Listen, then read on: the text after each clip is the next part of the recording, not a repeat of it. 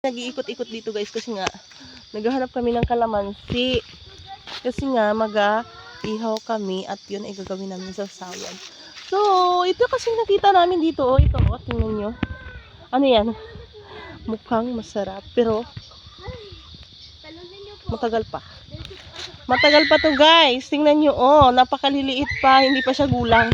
Pag lumaki yan, papakita ko sa inyo. Maano pa naman yan siya, malagkit na klase ng avocado. Yan siya ay, ano yan siya, 3 silang bubunga. May isa pa doon, oh, hindi nyo makita. Ako lang nakakita. Ayun yung isa. Bata pa yung puno niya pero marami ng bunga. Tapos, may isa dito na gulang na talaga siya. Ay, gulang. Tigulang. Gulang na ba? Ano, yung malaki na yung puno niya. Ayun siya yung old tree. Yung pinaka main tree. Ayun siya sa taas. Hindi nyo makita kasi makapal yung pag. Makapal. Ayun siya ang bata pa na avocado. Yan. Guys, kung nakikita nyo yung puno na yan, napakaraming bunga. Yun hindi nyo makita, ang daming pag.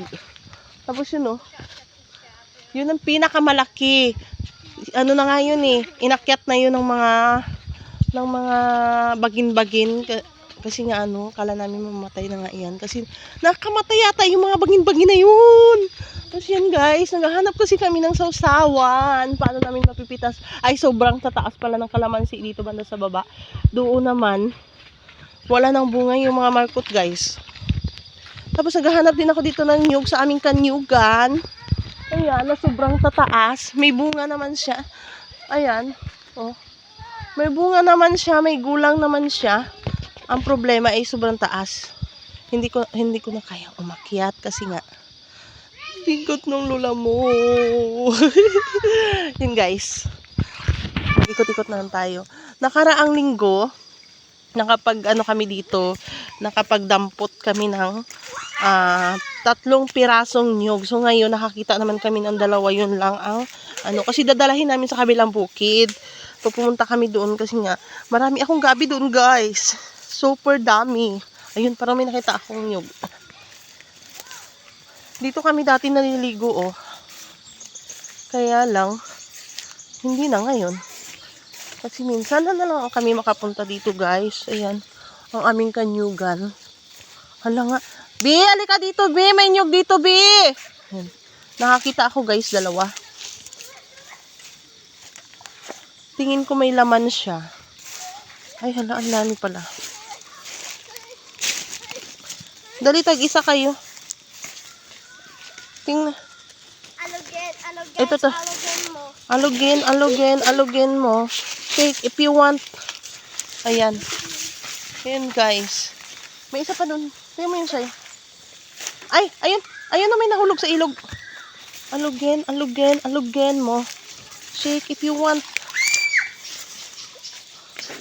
Ito guys. Ito Bi. Tingnan mo to Bi. Ito Bi. Ayan. Sa kakaikot namin dito guys, nakikita kami ng mga nyug.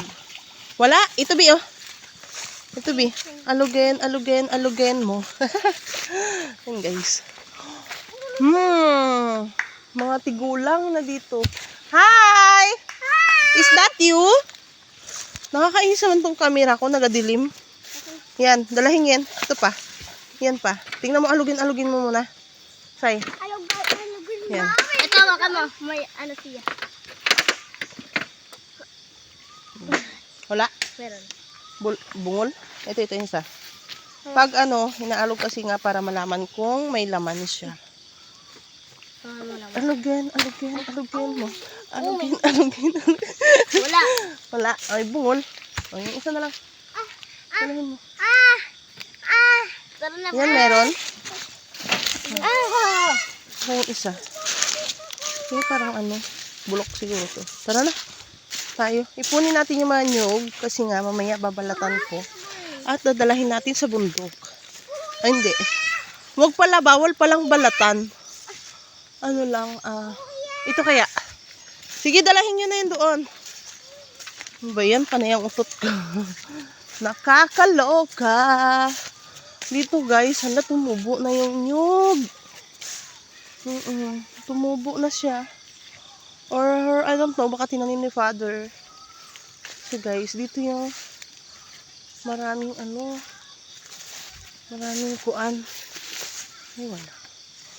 Maraming, ano ba, kumabanggit. Durian guys. Durian.